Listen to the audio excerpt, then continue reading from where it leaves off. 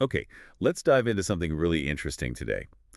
We're unpacking excerpts from a book called Identify Your Passion by Shari Hess. Ah, Now, what's cool is this book actually started as a commencement speech she gave, which gives it a really grounded personal feel. and that personal angle is so key, isn't it? The source makes it clear this isn't some, dry academic look at success. Right. It's really a reflection on lessons she learned through her own life and career lessons that often came, well, the hard way. Think of it as candid wisdom forged in the real world. Exactly. So our mission in this deep dive, to cut straight to the chase, really, we're pulling out the most valuable, sometimes surprising insights from her journey. Mm-hmm. It's kind of like getting a shortcut to the wisdom she wished she knew when she was just starting out or, really at any point you might be navigating a big transition in life. So where do we start? Let's jump right into the first core message that just leaps off the page.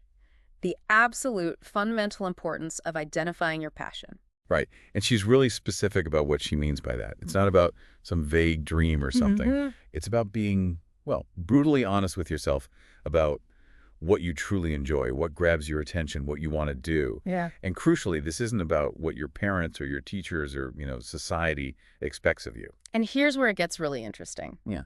She shares her own story from way back. Hmm. When she graduated college in 1977, her passion was television journalism. Okay. And she says everyone thought this was insane at the time. Insane. Really. Yeah. In Yeah. 77. That feels almost quaint now. Mm. Why was that seen as so wild back then? Well, the source gives us some context. TV news wasn't quite the maybe glamorous industry it became later. Oh, okay. It wasn't seen as a particularly conventional path, especially perhaps for a young woman then. But for her, this passion wasn't random. It actually sparked during her father's political campaign in 1972. Ah, okay. So she was around the press pack. Exactly. She was fortunate enough, apparently, to travel on the campaign jet and ended up spending time in the back where the reporters were. Right. And she watched these journalists, and the image that really stuck with her was them leaving their fingerprints on history. Yeah. Capturing events, shaping the narrative. Uh-huh. It felt dynamic, exciting, a powerful way to connect with people and tell stories. That line about leaving their fingerprints on history is powerful. It really paints a picture. And she kept this initial passion quiet at first. She did, yeah. Initially, she feared judgment, partly because her family was in politics and, well, sometimes saw the press as adversaries. Sure. But eventually, she shared it with her parents. And surprisingly, they were actually supportive. They basically just wished her luck because they knew nothing about that world and couldn't really give her a leg up. So what does this first section tell you, the listener? Your deepest passion might feel utterly unexpected, maybe even insane to other people. Mm. It might not fit any mold. Mm. But identifying that specific internal pull is the non-negotiable first step. Yeah. It's like the compass that will eventually guide your major life decisions. Absolutely. Okay, so she has the passion, but then how does she actually start working towards it? That brings us neatly to the second key message from the source. There is nothing unworthy of taking on. Okay. This is all about embracing the messy, often unglamorous reality of starting at the absolute bottom and learning through sheer experience. Which is exactly what her path looked like, wasn't it? Yeah. She got accepted into a communications training program, landed her first TV job at KYW-TV in Philadelphia, Right. and the starting salary, get this, $12,000 a year. Oof. Not exactly the big time. No kidding. And she immediately ran into resistance. She describes meeting this tough news director who clearly doubted her, saw her as maybe just a privileged kid dabbling. Oh, that must have been a real punch in the gut right at the start. It sounds like it was, but what's fascinating here is her reaction. Instead of letting that negativity sink her, she actually used it as fuel. Interesting. She decided she would prove him wrong. She describes this period by saying she worked like a buffalo. Working like a buffalo. What did that look like in practice? Like, what does she mean? It meant taking on every single task, no matter how small or, frankly, unpleasant. Morning shifts, night shifts, weekends, holidays. Yeah. Making coffee for the boss, listening to police scanners for hours, logging tapes. She did absolutely everything. She literally called this her journalism school, basically building her own curriculum by doing all the stuff nobody else wanted to touch. So that nothing is unworthy principle wasn't just a nice idea for her. She lived it. Not at all. And she continued this exact approach when she moved to WJZ in Baltimore. She took on diverse technical roles, sound, lighting, production assistance. So behind-the-scenes stuff. Exactly. She Yeah. even admits she sometimes overpromised on her abilities and really struggled early on. Like that now famous story about managing this like heavy audio equipment, coming back from an interview Oh, yeah. without any sound recorded. Huh. Zero sound. That's the kind of detail you don't forget. A nightmare. Right. But she learned. She learned by doing.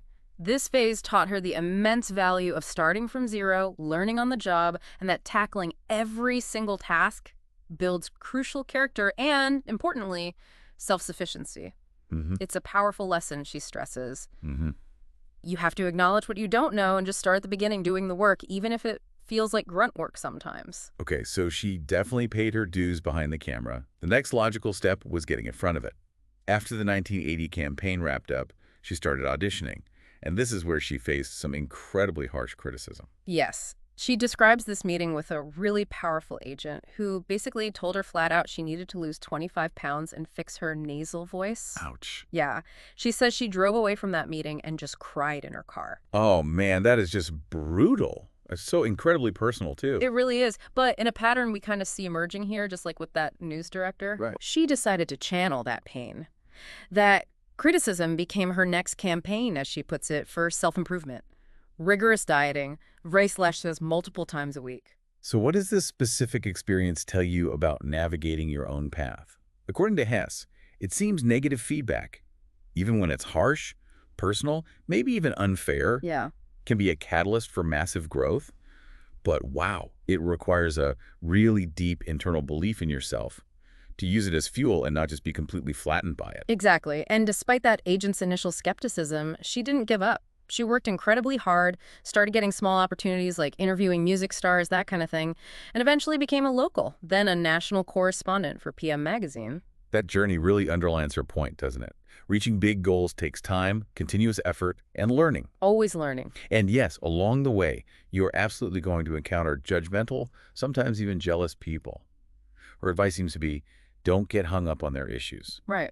Focus on yourself. The most effective way to gain respect, and maybe more importantly, your own self-esteem, is simply through consistent hard work. And speaking of hard work, a critical part of that daily grind, as the source powerfully emphasizes, is navigating ethics and integrity. Because, she says, your work will test your ethics pretty much every single day. Yeah, she shares some pretty striking examples, like refusing to go along with a scheme to sort of sideline a colleague by taking her assignments. Mm-hmm. Or perhaps even more significantly, resigning from a whole reporting project when she discovered its creator was basically using it purely for personal financial gain. And what's fascinating there is how she describes relying on her gut instinct. She felt these situations were wrong. Right. And she links it back to the moral compass instilled by her upbringing, her teachers, those foundational values. She also learned specific practical ethical rules, right? From mentors and even things like the CBS handbook. Yeah, concrete stuff. Like, don't stage scenes for the camera. Don't lie about what you're actually covering. And definitely don't accept gifts from the people you're reporting on. Basic, but crucial.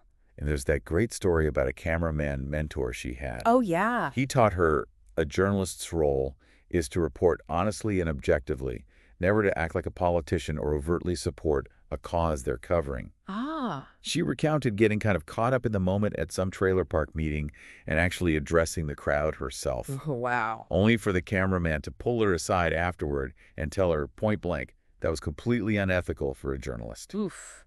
Tough lesson, but important. That concrete example really brings the principle to life, doesn't it? Your reputation in so many fields is just paramount. Absolutely. And building it requires making those tough, ethical choices, often under significant pressure. The source also touches on the temptation, maybe early on, to engage in negativity about others. Gossiping, maybe. Yeah, exactly. Admitting she sometimes did this before realizing it simply wasn't the kind of person she wanted to be. Which circles back again to listening to that inner voice, those lessons from parents, teachers, your value system. They really do speak to you in these moments. Yeah. You just have to quiet the noise sometimes and listen, especially when the pressure is on. Okay, switching gears slightly, but related to pressure. One of the most powerful themes she explores is the indispensable role of failure. Oh, this is a big one. Yeah. She experienced a highly public failure when the CBS morning news show she was co-coordinating was abruptly canceled. And get this via Via fax. fax, can you even imagine? The way she describes it is so visceral. She felt obliterated, she says, like she had a contagious illness, genuinely convinced her career was just done over. That feeling of professional devastation is something I think many people can unfortunately relate to at some point. But her big takeaway: failure isn't fatal. She actually found strength in hearing about similar massive setbacks experienced by broadcasting legends like Walter Cronkite and Barbara Walters, knowing even they stumbled. And interestingly, this painful setback surprisingly gave her a different kind of courage. In the show's final weeks, knowing it was ending and she no longer needed to worry about pleasing these bosses she'd kind of lost respect for, Yeah. she felt liberated to be more authentic on air, less guarded. And after leaving CBS, she didn't just give up, did she? She had to essentially start over at NBC, accepting a lower salary, I think. That's right. But she earned her way back, regaining her status and, maybe more importantly, her self-respect through pure hard work. Again. So what's the lesson for you, the listener, here? Failure, particularly big, public failure, isn't just a setback. She frames it almost as the mother of success. Yeah. It reveals character you maybe didn't know you had and builds incredible resilience. Yeah. Gives you what she calls inner power. That knowledge that you survived a collapse means you're less afraid to say no to things that compromise your values going forward. That makes sense. It also taught her a crucial perspective shift. Work isn't everything, and it absolutely shouldn't be your sole source of identity. That point about identity leads us naturally to another big theme she tackles head on. The often damaging idea of being Supergirl, the pressure to do everything perfectly. Oh yeah, the having it all myth. Exactly. This really challenges that myth of having it all simultaneously. The Source presents life much more like a marathon, not a sprint.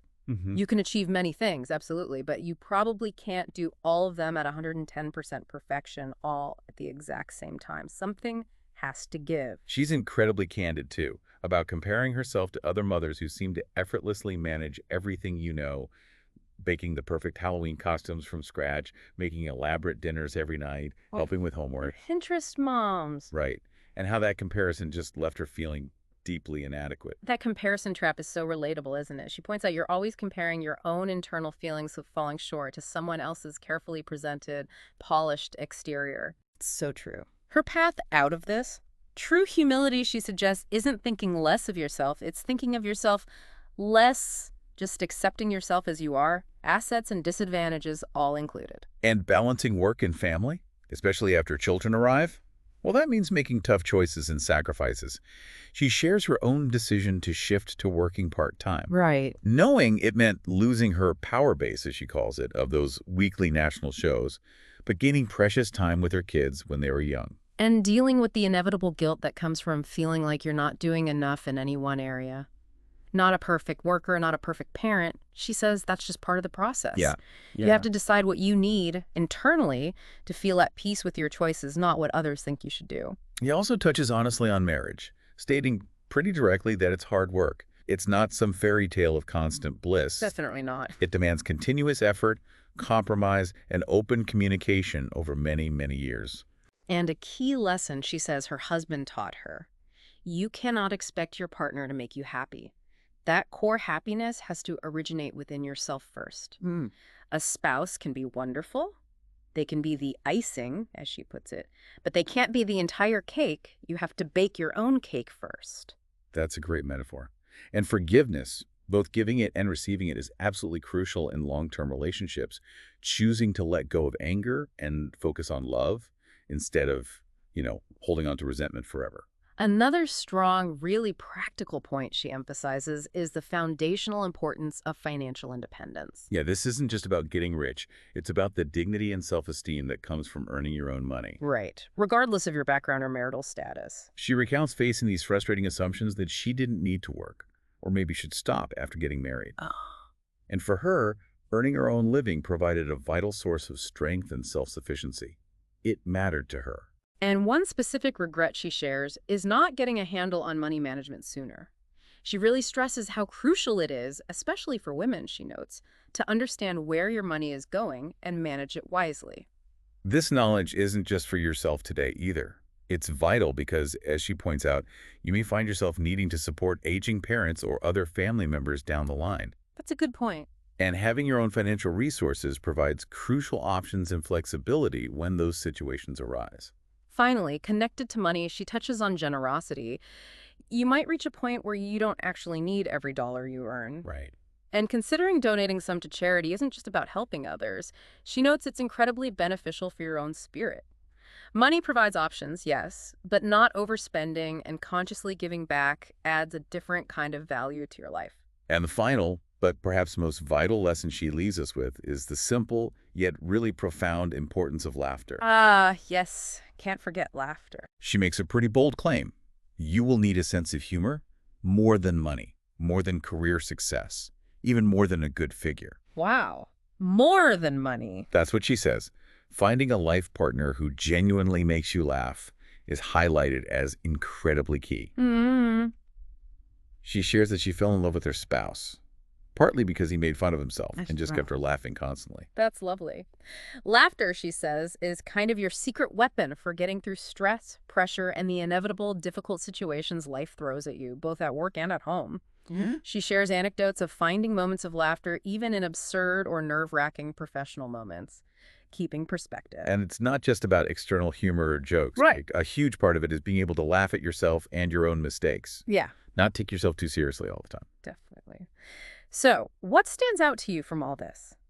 Make a conscious effort, she urges, to make time for the activities and the people that bring you genuine joy and laughter. Right. Don't let life's demands slowly extinguish your zest for life. She encourages you to actively reclaim that sense of fun. Bringing it all back together, she underscores that internalizing these lessons about passion, work, ethics, failure, balance, relationships, money, and laughter is ultimately a very personal experiment. Yeah, it's not something someone can just hand to you fully formed, is it? Not at all. As she wraps up her reflections, she wants you, the listener, to know that facing fear, loneliness, failure, and your own imperfections is completely normal. It's part of the human experience. And that you have the strength within you to move past them. Exactly. She also lists a few other things she wished she knew sooner. The real value of peers, the critical importance of health, Oh, yeah. the power of learning to say no sometimes, finding simplicity, expressing love more readily, understanding the evolving relationship with your parents and siblings as you all age, the inherent human ability to reinvent yourself at different stages, and ultimately finding peace and pride in who you are, flaws and all. Wow. That list alone is basically a lifetime of learning, isn't it? It really is. And maybe to leave you with a final thought based on her story, consider this.